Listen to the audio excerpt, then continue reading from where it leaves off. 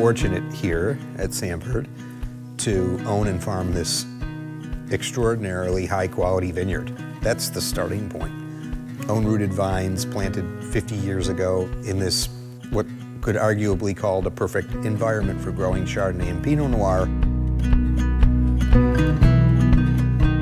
The two vineyards that we're working with, Sanford and Benedict and La Rinconada, they are side by side, both planted alongside north-facing slopes that are gradually sloping down towards the San Ynez River. The biggest differentiation between our vineyards and perhaps others in the Santa Rita Hills is that we're on this unique land formation of Monterey Shale, which is a really hard marine-based rock. About 10,000 years ago, when you're looking at our backdrop, there used to be this hillside that is no longer there. It crashed down, and it most likely happened because of these natural springs along the hillside of the slopes. We have these horizontal wells here on the property, and during our droughts, it was extremely beneficial. Having own-rooted vines here that are 40% of the Sanford and Benedict estate, they're tapping into this natural water. So we have irrigation, but we really don't need to use it all that often.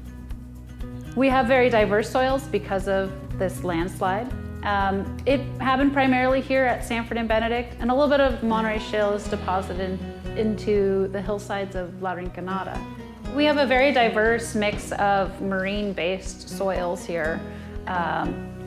High in organic matter here at Sanford and Benedict, and at La Rinconada there's a little bit more Santa Lucia shale loam, and you can tell just in the color, it's a little bit more golden, but there's flows of diatomaceous earth just in unique sites within La Rinconada hillside.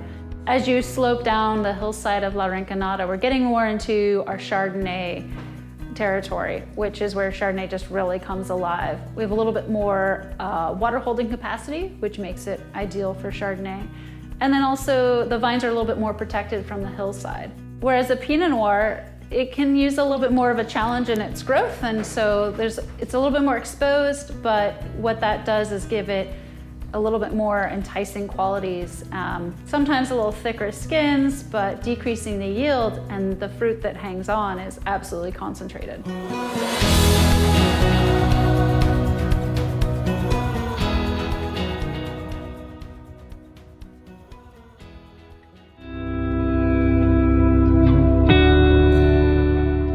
With these sites, it's very important to sometimes have the power to do nothing and wait for the vintage to come to you.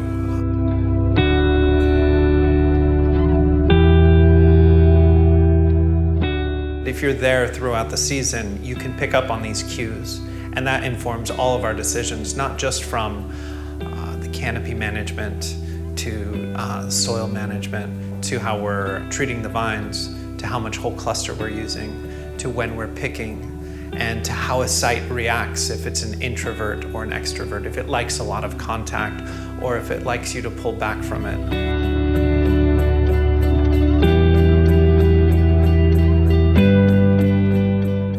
So all of those things you can only get by paying attention and being a good listener instead of trying to domineer the site.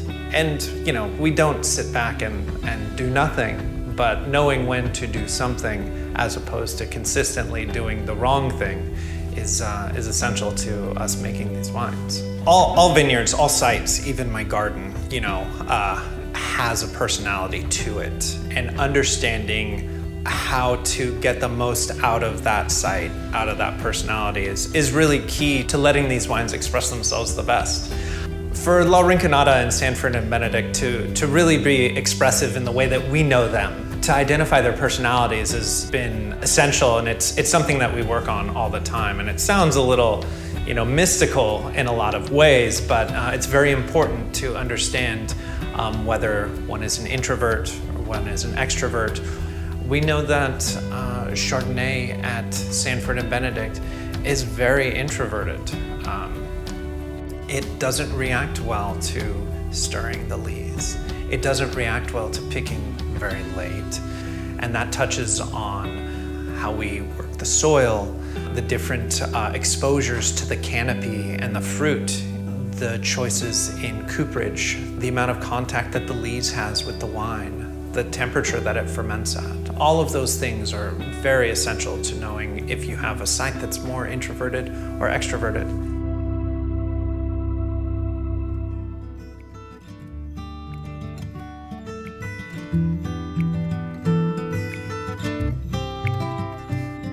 To me, the fruit coming off of our vines is extremely complex and layered. And there's a depth to the palate and to the aromas that I haven't found elsewhere in the world.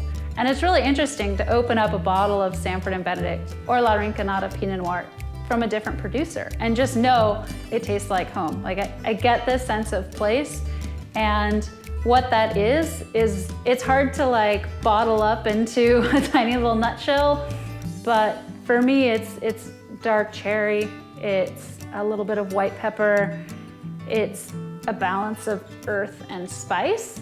I think that there's a little bit of this ruggedness to our wines that kind of enhances the finesse of it. Sometimes you'll get a little bit of floral components to the Pinot Noir, and it really comes down to our climate.